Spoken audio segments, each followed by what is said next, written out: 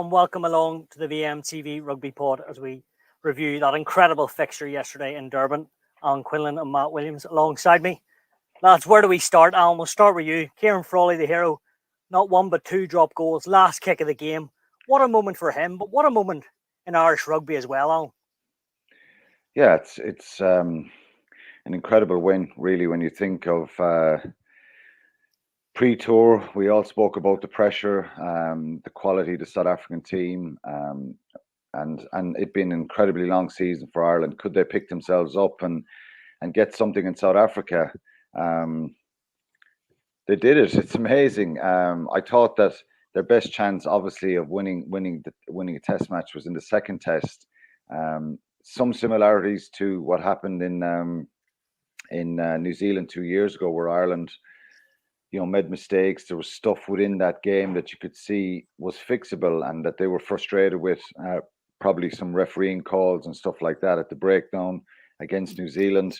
So some similarities between last week and the second test here, because I think all the messages coming out of Ireland were that they were frustrated in the sense that some things went against them that they were aggrieved with, and also certain things that they were disappointed in their own game.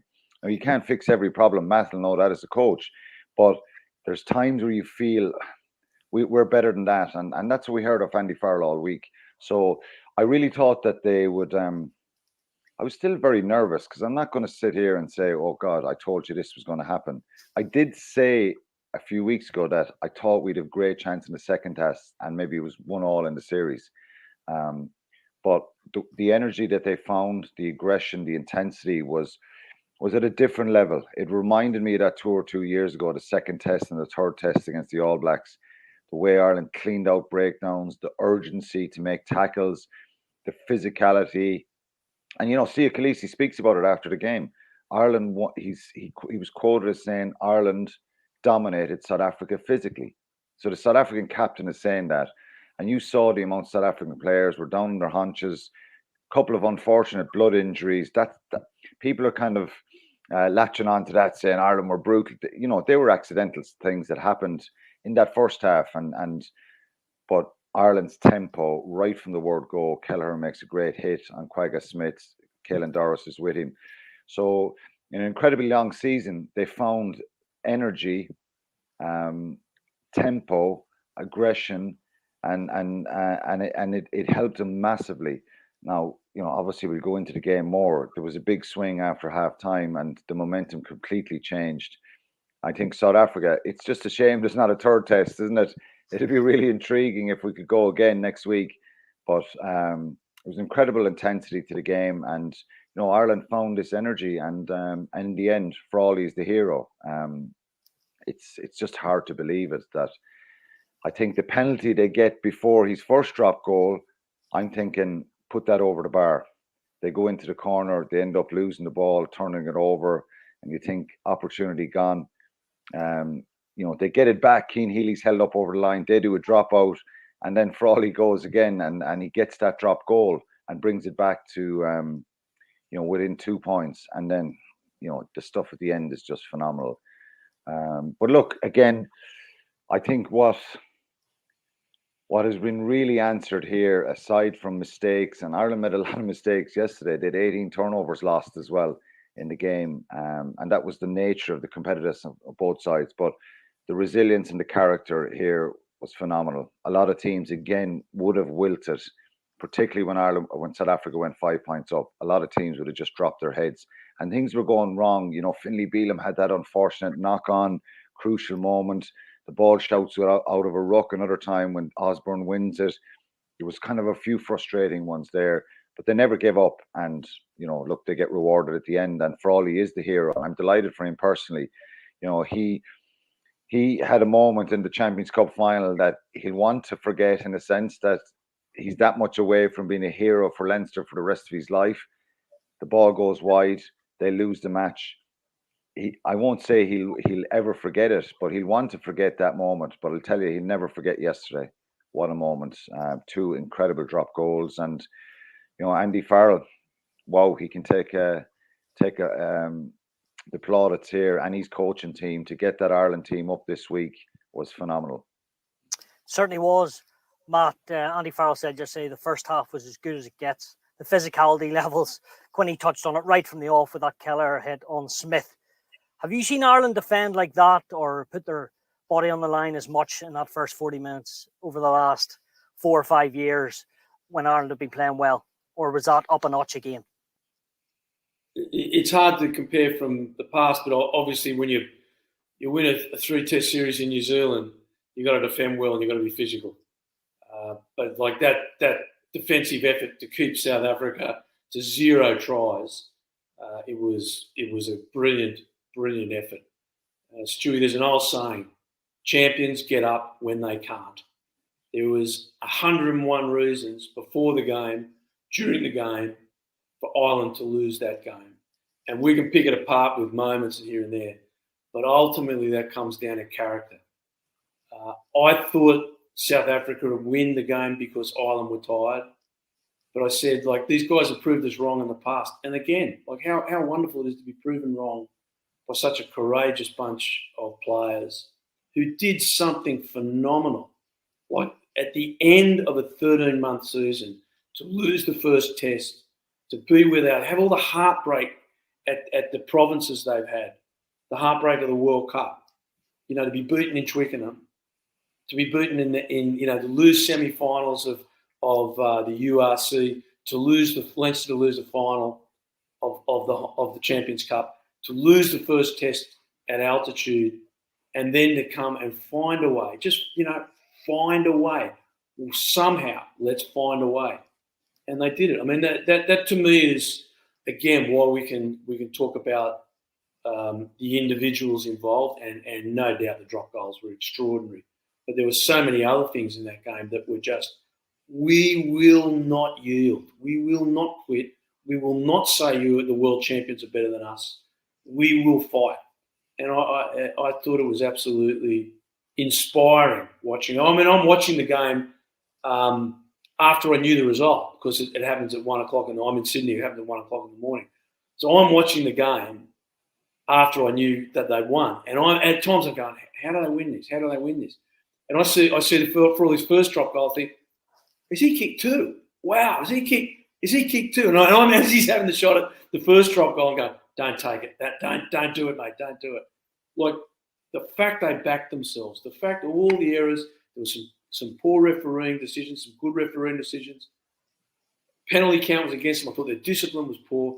They still found a way.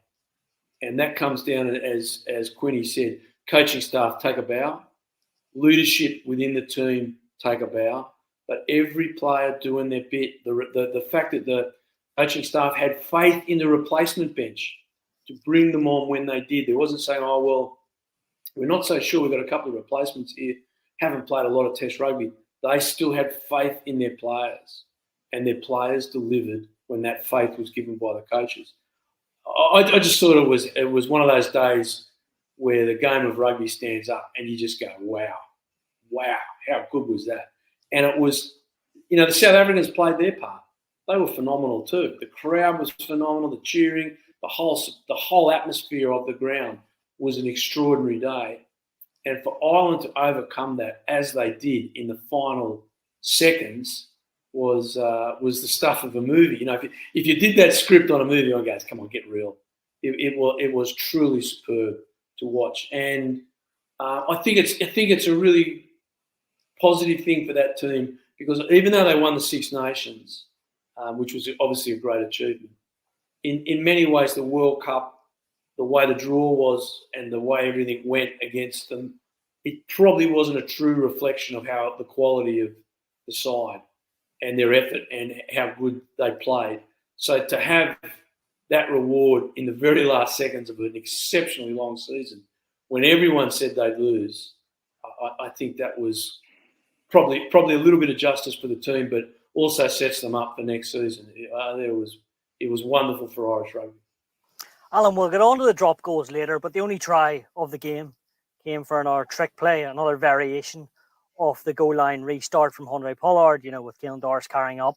But it is interesting, Andy Farrell saying Paul O'Connell picks these, but it just shows this Irish team are always looking to evolve and keep trying to improve. And another crack was found in the South African defence.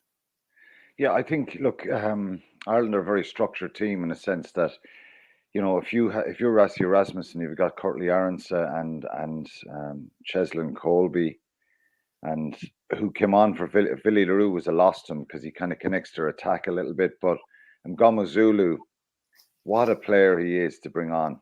So you can imagine the back three players for South Africa. They're X factor players that it can just come up with a little bit of magic, and they have incredible acceleration and pace. Now, we marshaled him very well yesterday, and Gamazulu got a couple of half breaks, and he was part of their resurgence in the second half. But I mean this respectfully, we don't have that type of player. We don't have an unbelievable stepper who can counter attack from the backfield and just step a load of people and go through gaps and come up with individual brilliance. But what Ireland have been really good at, and it's what we have to do, and they've got to such a high standard in the last couple of seasons, is that connectivity, that shape, that structural. Everybody's Does that nearly make it more impressive, Al? It does, yeah, because you can imagine if you could put an absolutely unbelievable speedster or stepper like Aarons or Colby into an Irish team. Imagine what you could do with them and what they could do with just that extra bit of gas, that stepping ability. But who knows? Because that's a luxury we don't have. But we've incredible footballers, because James Lowe is a brilliant, brilliant footballer, and I was delighted for him as well because he had a tough week last week. He had a tough period a couple of years ago, and he responded brilliantly to become a world-class winger. Incredibly effective. He had a big game, and you can see the intelligence for that kick up along the touchline just before half-time as well. I just think that the structure and the shape is something that they've got so good at, and they've become really comfortable with. So again, attacking rugby isn't all about just going from wing to wing to wing. It's about the shape, the lines you run. And I think yesterday and Sky, actually, Shane Horgan highlighted it before the game, which is really spot on. You saw from Murray's try last week in the second test, you have players running lines, deceptive lines. Their shape is good. And as a defender, you're standing there and you're not sure, who am I going to take? Who do I want to hit? And it stops. A lot of the time, it stops that incredibly hard line speed, because if there's a load of guys coming at you, if you shoot up and get the wrong player, you're leaving a gap. But it's not always easy to get that shape right. But what they did yesterday a lot of the time was get that shape right. And there was a number of players in position around Jack Crowley when he gets the ball. And I think Malherba on the inside just bit up a little bit, and that, like, it was right on the gain line for Osborne. He bobbled it a little. He nearly ran past the ball. So it was so flat, and it was perfectly executed. So he's through a gap then. And then what is the most important thing when someone makes a break, Matt, is there's players on their shoulder. You might only get that once, twice in a game. Who's there? Robbie Henshaw's there, and then Murray's there, and it's a try. So yes, they and a lot of teams are getting better at this, because I think that's the evolution of the game. I can remember 5-6 years ago, a lot of complaints about Northern Hemisphere rugby, kicking too much, all this kind of stuff. And there was probably legitimate arguments around that after the 2015 World Cup. But I think a lot of teams now are trying to work on shape, attack, and be more brave. Of course, we see games where kicking overtakes and there's too much kicking in games. But Ireland's shape and attack has been one of their strengths. So it was really good. They only got one try out of it. I think they'll be frustrated as hell if they lost that game, that they didn't get 7 points just before halftime. Yeah. I think it was a perfect opportunity, and they just got it wrong there. Okay, you're close to the line. It's easy to say, watching it and not being on the field, but I think that was the time to really. It was. I just thought, I was worried there after that, because I said, if you go in 20 points to 6 up, it's a big statement. You've 2 tries scored, and that was the chance. But look, their attack, it was really good, and it just goes to show how strong South Africa are, because Ireland had them on the ropes for a lot of periods of that first half, and they got 1 try, and it was good shape, but there was a couple of other chances that South Africa shut down. So look, two incredible teams. It was a phenomenal game, and I think that 7-pointer from Murray obviously very, very crucial in winning the game. Matt, 16-6 up at half time, then to be trailing by 5 points with 15 minutes to go, just test match. In the second half, when Ireland made a lot of mistakes, what do you think sort of went wrong there? Was it pressure from South Africa, or had they just given so much in the first 40 it was nearly unsustainable? Like, what do you do as a coach there? He obviously used the bench and it worked really well. Is that what he had to do? Of course it is. Just to finish off Quinny's point, if everyone watches back, watch Steph Detroit's tackle on Caelan Doris at the 39-minute mark, where Quinny's talking about where they should have scored. Caelan Doris is going to score that try. The tackle from Steph Detroit is a phenomenal tackle. And that tells you that's why they're world champions and they stopped Ireland scoring. Stewie, on your point, one really interesting, I heard the commentator say, I've got it written down here, that at the end of during the first half, Ireland had 67% of possession. And in the beginning of the second half, it swung 100%. South Africa had 67% of possession. Added to that, and this is a problem that Ireland have, they do give away a lot of penalties. And I thought the discipline of the Irish players, especially at the breakdown, Caelan got sin binned for a neck roll or starting it and so on. A couple of players, Porter and Robbie Henshaw, hands on the deck before coming to the ball. Without doubt, referee wasn't wrong. And I thought the discipline of the boys, because they were keen and because of the pressure the South Africans was putting on them, dropped away. Now, that is not the first time that's happened. It's been a bit of a trend across the Six Nations that they were giving away a lot of penalties that back a few years ago they just didn't do. They were the best or the most disciplined side as far as penalty goes in the Six Nations. And when you've got someone like Andre Pollard kicking, like metronomically, just kicking beautifully, that there was one shot, I think it was his second kick, straight in front, but a fair way out. Just for all young kickers there, just go back and watch the rhythm, watch how he does it. This guy was never going to miss a goal that day. And to give South Africa, we use the term, you invite the opposition back into the game. And the discipline, or lack thereof, invited South Africa back. Now, that's factual. That's not a criticism. That's just describing what happened. But Stu, to your point, you go, well, how do you claw back against the world champions at home when you're down like that, when you've had a lead and you've blown it? And we use that term momentum. They've got momentum. And the momentum was all Springboks. And then you come down to what Quinny said about the South African wingers, the individual brilliance. There was just a couple of pieces of individual brilliance. And you've got to say a little bit of luck, that went there. The drop goals, the grubber through, where the South Africans took it in a touch. If he leaves that ball and it goes in a touch and South Africa get the flow, Ireland don't win that game. And it was just so tight because of the chasing pressure that the South Africa put in touch. Ireland get possession because they win the game. The second part of that is all through the game, all through the first test, Ireland did not compete for possession well. We lost the aerial battle. And in the second test, while it was close, I would give it on a points decision to Ireland.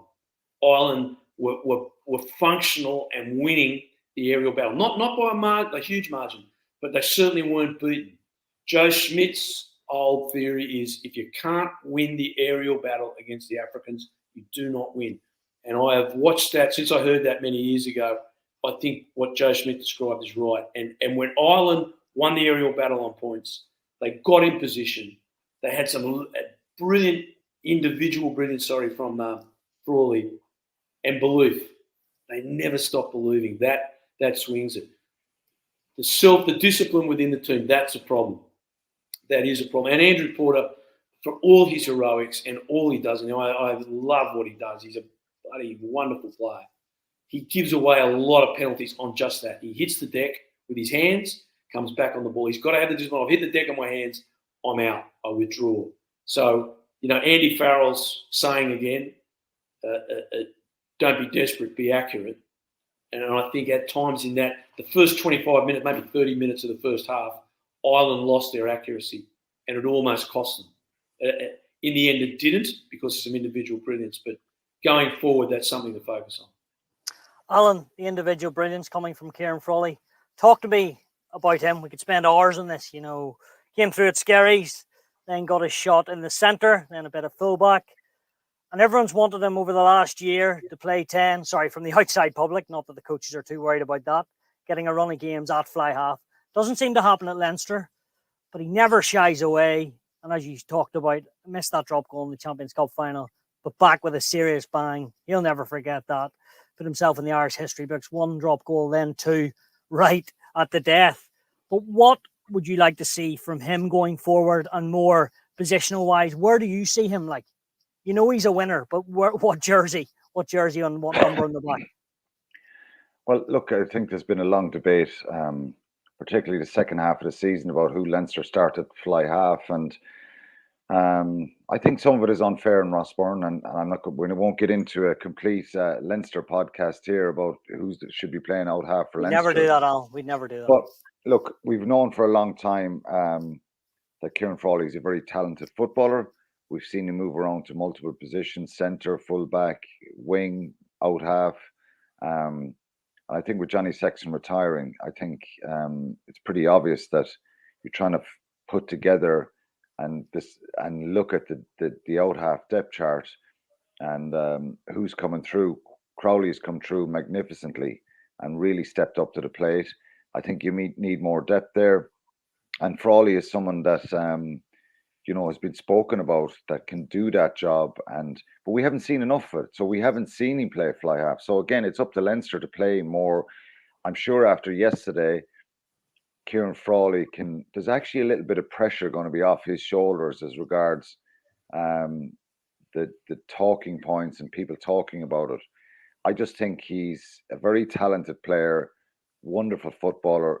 He's an ability to run with the ball as well. So look, it went right for him yesterday, and magnificently so. And as I said, I'm absolutely delighted for him. Aside from the obvious of, yes, Ireland win, but for the player individually, because, there's things you remember about in your career when you retire.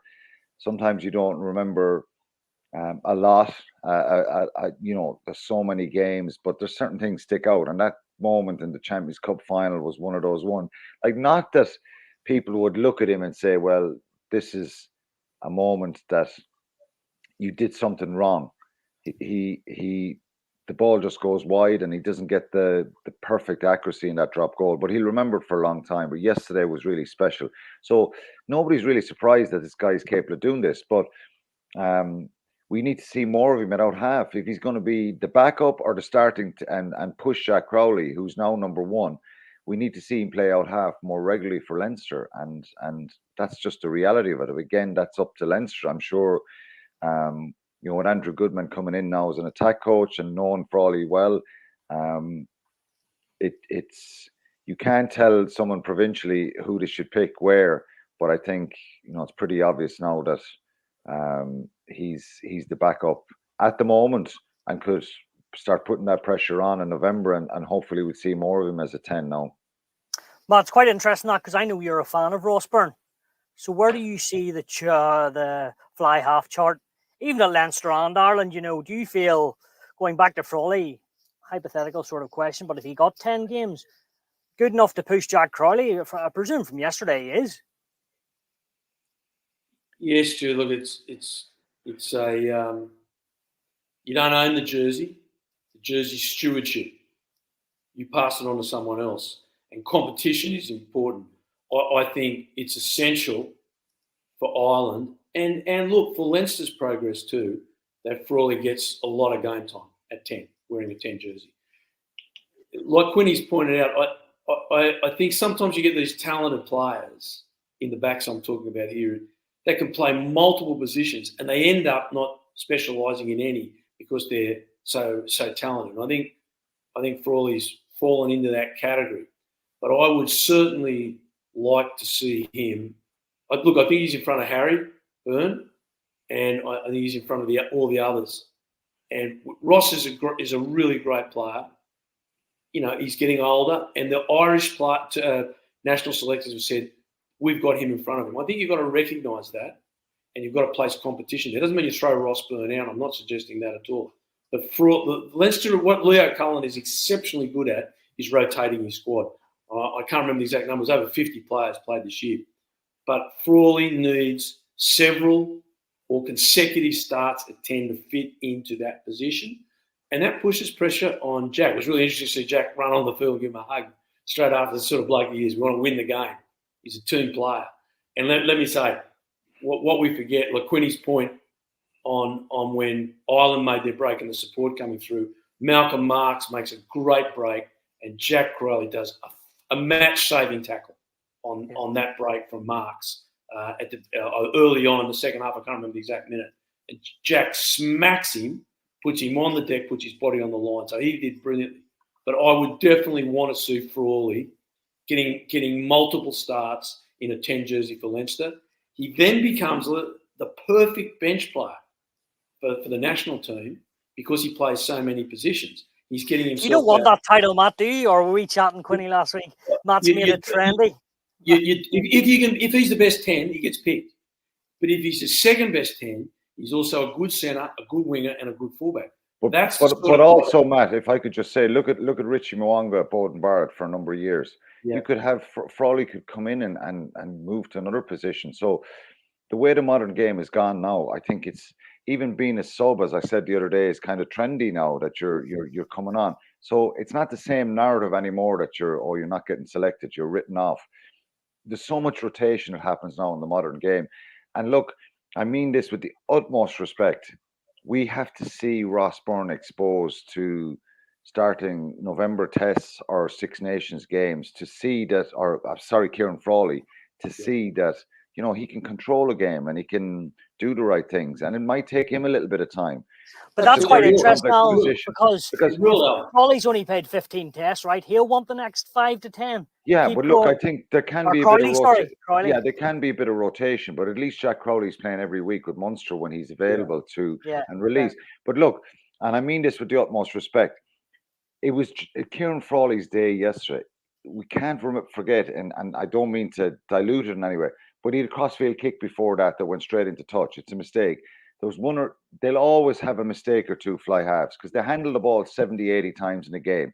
Every decision is not going to be perfect, but it's getting that composure, and that comes with pressure. Look at Ollie Watkins the other night for England. He comes on, he scores a winning goal. Does that mean he should start every time for England now? Heroes come on. No, it doesn't.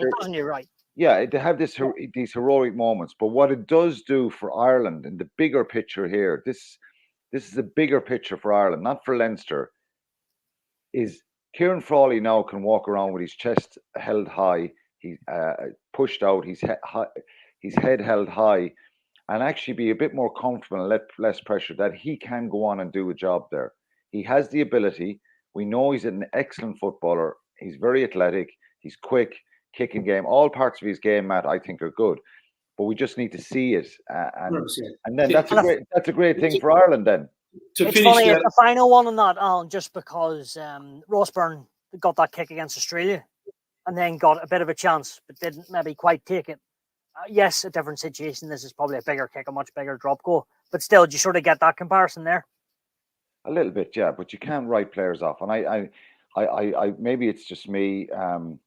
I think Ross Byrne has this big say in what Leinster do and possibly what Ireland do going forward, and I find it's a bit unfair. Do you still think he could be in the picture for Ireland, Ross Byrne? Yeah, of course he could. Like if there's 2 injuries and Ross Byrne comes in, he's a lot of experience. He's a very good player, and Leinster losing a Champions Cup final isn't down to Ross Byrne.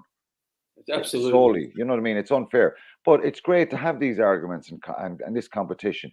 Like I played in the back row where, David Wallace was a 2001 British and Irish line, and he comes back at the start of the season, and a certain Dennis Leamy arrives on the scene.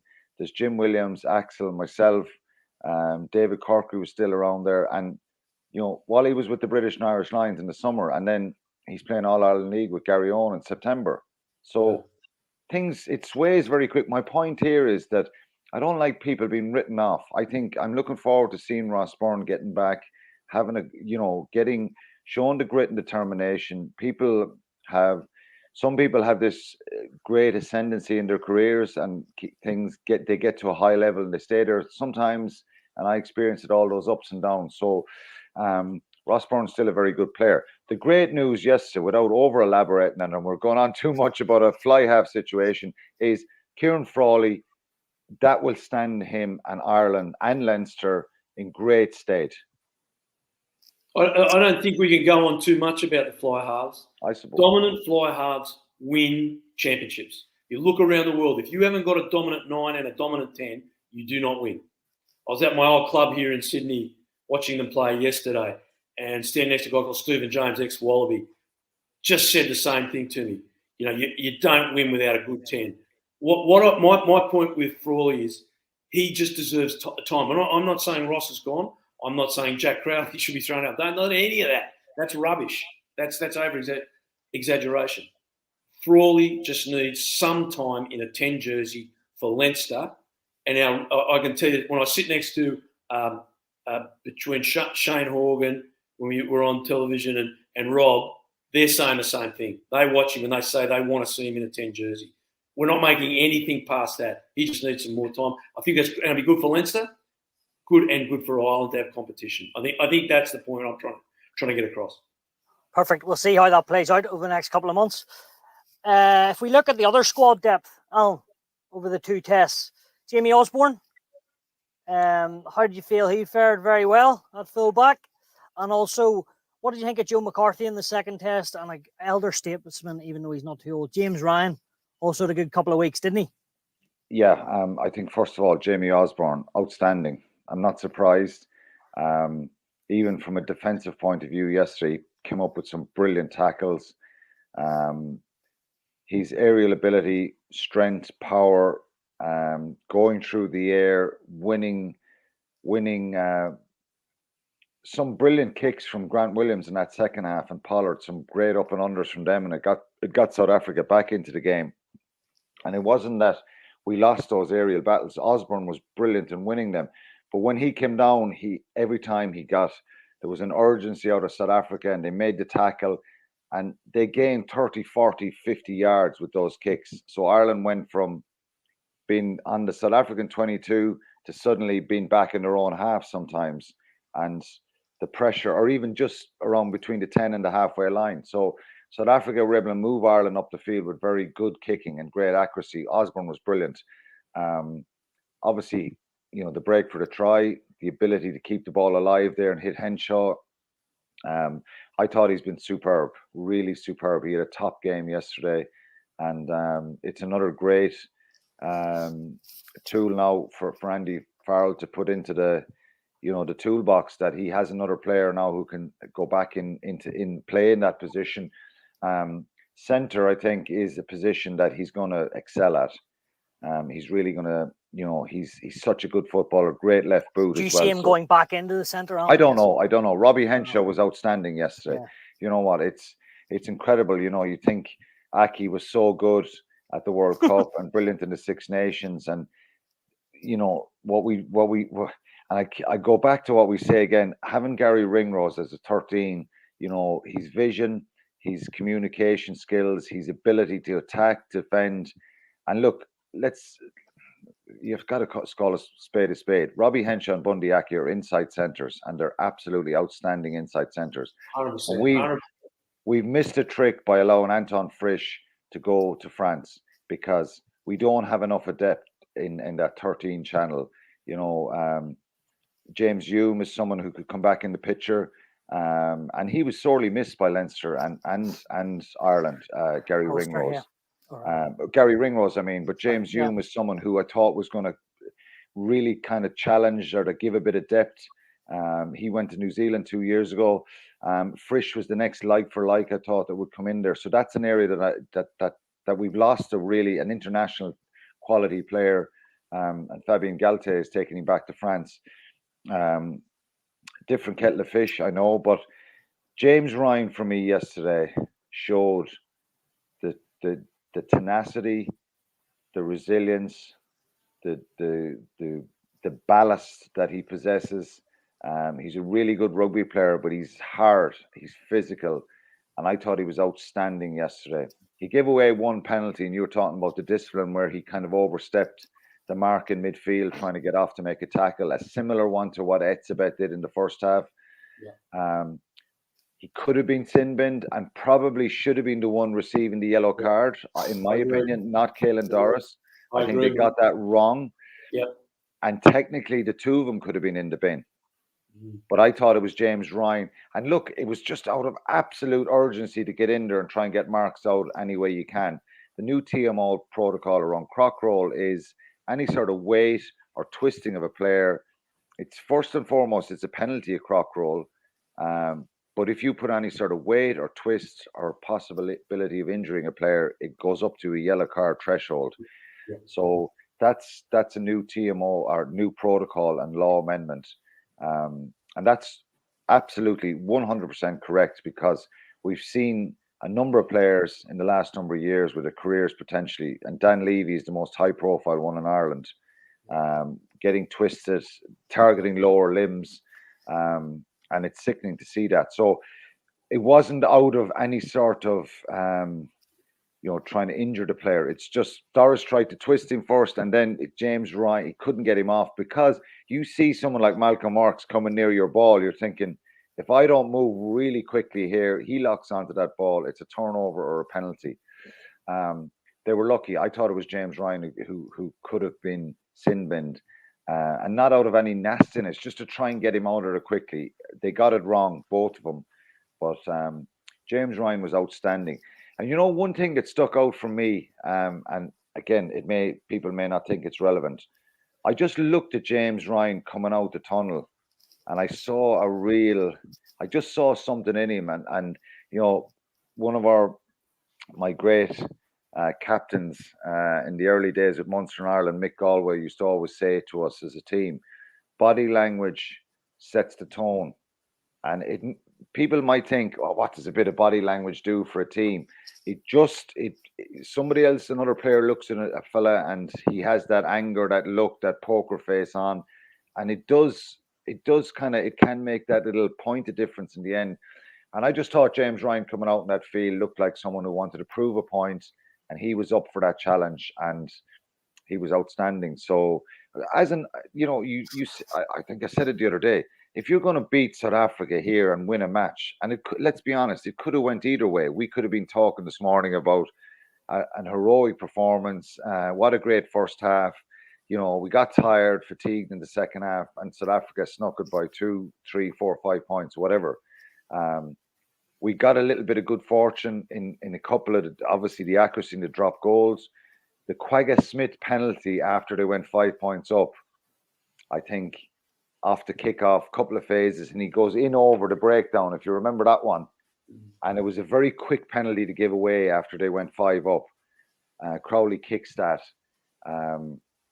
It mightn't have been the exact one, but I think if you remember the Quagga Smith penalty when he leaned over, because obviously when Crowley gets the first drop goal, we're 5 points down.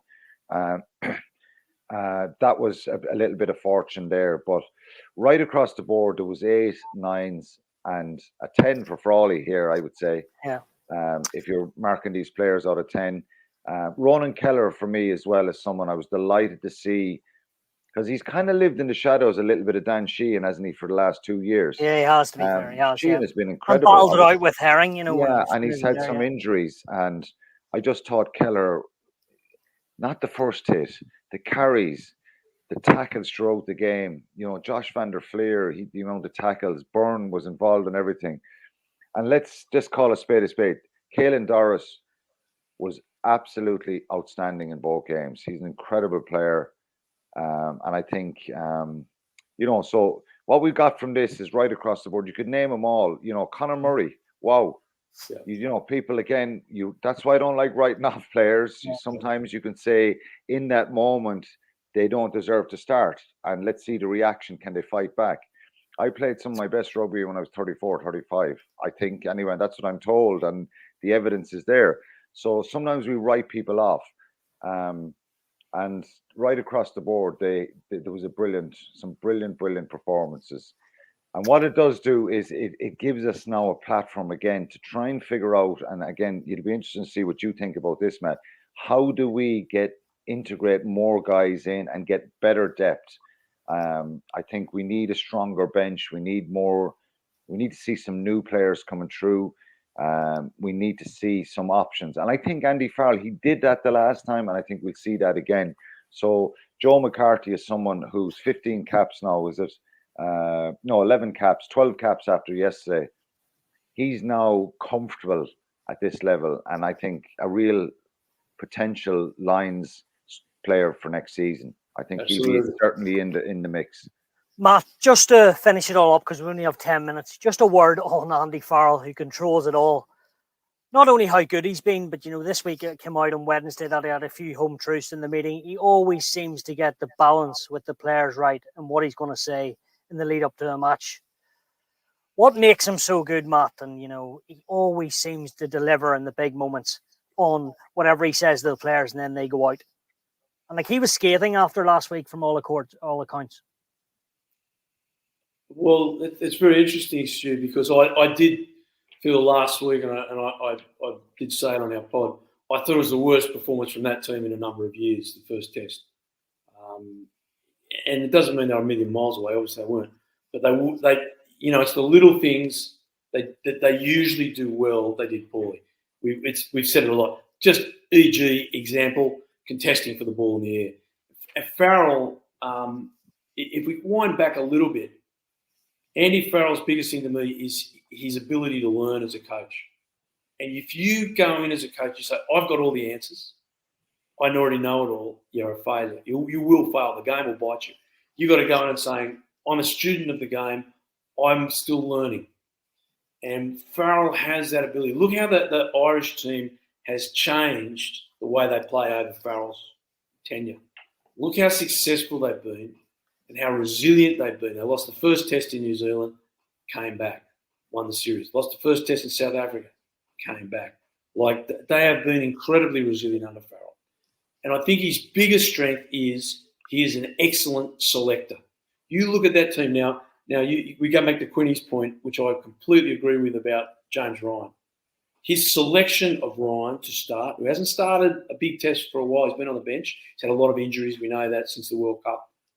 Putting Togburn back on the short side as flanker, which I think he is a magnificent short side flanker. We've got so many good players. We don't in the back row. We don't know what to do with them. Putting Peter back to the bench. Yeah, drops his captain. And just saying, Peter, look, you might be a bit tired, mate. We'll bring you on. We still got you. That's courageous to do that. To move your captain back to the bench is a courageous move. Now, look, his selections have been excellent.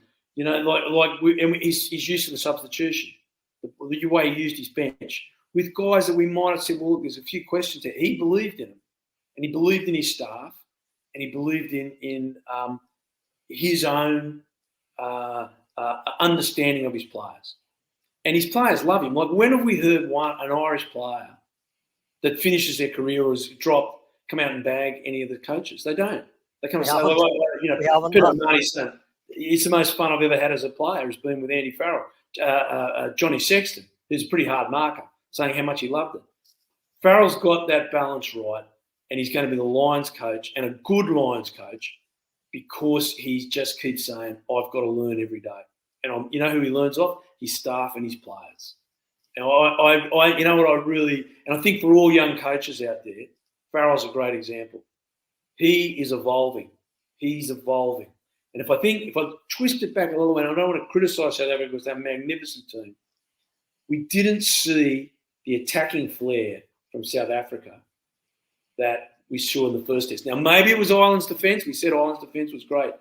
But I thought South Africa won the first test because they evolved and there was a lot of Tony Brown's attack in that game. It threw Ireland out a little bit. We didn't see the percentage of that yesterday.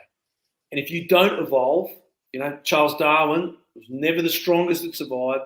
It was those that adapted that survived.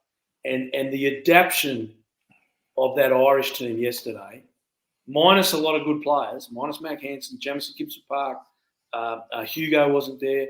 and Dan Sheehan's not there. Like it was minus a lot of players. They evolved and they grew. And mate, I thought that was who powers that? The coach, the leader. I have huge admiration for Andy in what he's done in his own journey, and his journey keeps going, and that's good for Irish rugby. It's very, very good for Irish rugby. Certainly has. Alan, touching on the other tests, New Zealand beat England. The Wallabies make it 2-2 against Wales, and then Argentina beat France last night. Came back, scored a couple of tries. Yeah, just before. Do you want to come back in on the Ireland chat? Yeah, no, just before, and I have a quick synopsis on the others. The reality of the build up to all these two tests against South Africa, a lot of talk. Rassie, created great hype around the test, which he said was great himself. He wanted to try and, a lot of their players, Eben Etzebeth, Williams, they've all had something to say about Ireland. And some of it is relevant and some of it is true. Some of it is, trying to hype things up. What we've done here by winning this test is everything's not perfect, but what it does do, it gains a bit of respect as regards, winning a test away from home. It's only the second time ever Ireland have won in South Africa. It's a phenomenal kind of scenario for them after an incredibly long season against a magnificent team and squad. Double world champions. And like they're still the best team in the world. They've proved it. We haven't. We went out in the quarterfinal of a World Cup. But Matt, I think, said it at the start. It just actually reminds people that, Ireland are a good side. There could have been a lot of damage done in this. There was a lot of fear going here as regards, geez, what if we get walloped in these two tests? Is it going to be, a downhill scenario for the next year or 2 years or whatever? Is there going to be a low point? What it does do is show that there's good fundamentals, there's good structures. We have a brilliant head coach. We've brilliant assistant coaches as well, who, in fairness, Andy Farrell keeps giving them all credit and talking about Paul, Simon, John Fogarty, different things. Our scrum needs to be better. As well. Mike Catt's last game. Yeah, Mike Catt is gone, and he's done a great job. We've seen that. So what it does do, it gives a great platform to try and get better again and stay at the top table for a very small rugby pool and nation. So look, there is no debate from us. I think the vast, 99% of people realize that, yes, and will acknowledge South Africa and that's what makes this win so good. You don't have a World Cup. We haven't gone past the quarterfinal, but we've beaten the world champions. Stop bringing that up, on, will you? Yeah, but it won't leave me until we go past it. And that's a stick we can be beaten with, and that's the reality. It's true. It's true, though. It is true. It reinforces the point that, look, a bit of luck deserted us, and in other circumstances, the only World Cup that we went to that we were actual genuine contenders was 2023, and a bit of luck and a brilliant performance from New Zealand, which shouldn't shock people either because it's in their DNA. But this just gives a little bit of a surge to the disappointments this year in the URC and in Europe and all that kind of stuff. The World Cup. This gives a little bit of hope now that there's very good structure to build on. Hopefully we'll see more players coming through and a bit more depth. We've seen a new protocol from the IRFU saying there'll be no non-Irish qualified forwards, front rows from next year onwards. So there's a lot of pressure on that to, produce front rows, hookers and props and stuff in the next couple of years. Hopefully we do. But look, it was a great achievement, but, it's something to really build on. So well done to them all. You can see that what England did in New Zealand, going close in the two tests again. Steve Borthwick in England will be frustrated yesterday. Bit of magic from Bowden Barrett, I think, wins that game for New Zealand. That tight call at the end about the maul as well. Yeah, I think it was a correct. Probably correct, yeah, in front of the man obstruction. Sure. I think they were still bound to each other, but in the end they break away. And then Bowden Barrett is entitled to pull Jamie George down. And either way, it's held up over the line. So I don't think it's a penalty. So I think, for me, it's they probably get it right. Actually, giving a penalty against England there for obstruction. I don't agree with that entirely, but Barrett does hold him up over the line. So, but they went very close, and they showed that.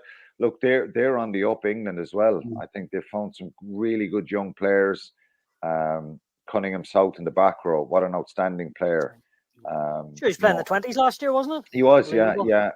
Ollie Slatum coming on the wing showed a bit of magic as well. Tommy Freeman. These guys now, he's something to really build on. But it was a poor game, in my opinion. There was an awful lot of kicking in it. We'll leave that there. Matt, Wallabies. Stu, it was terrible weather down in Melbourne. They played at Melbourne. Good crowd, to be fair. Both games have got good crowds, which is really encouraging. But it was an ordinary game. If you watch the other two games, New Zealand, England, South Africa, Ireland, this was the B grade coming out. There's no doubt about that. You said that 2 weeks in a row. Is that worrying, Matt, or not? Well, mate, it's just where it is. Wales are poor and Australia are poor. And mate, look, 10 out of 10 to both sides for trying. They gave their all. There was no at the Sydney Football Stadium last week. There's no questioning the Welsh side tried their absolute heart out, and so did the Australians. They just don't have the quality of the other sides. Lots of errors. Now, it was raining very, very heavily in Melbourne, to be fair. From an Australian point of view, we couldn't buy 2 wins for the last decade. So to win anything, 2 games, it's fantastic. Having a party. Yeah, absolutely, Stu. Because there's the lack of self-belief in the team. So you imagine the Waratahs, like they won 3 games all year. Like the players have forgotten how to win. Quinny knows what I'm talking about. Winning's a habit, losing's a habit. So for Joe to start off 2-0, it's fantastic for rugby in Australia. They're talking about some positive things. They're not talking about we've got a hiding. So that's great. In the long term, looking, I'm fearful when I look at the way South Africa and New Zealand are playing.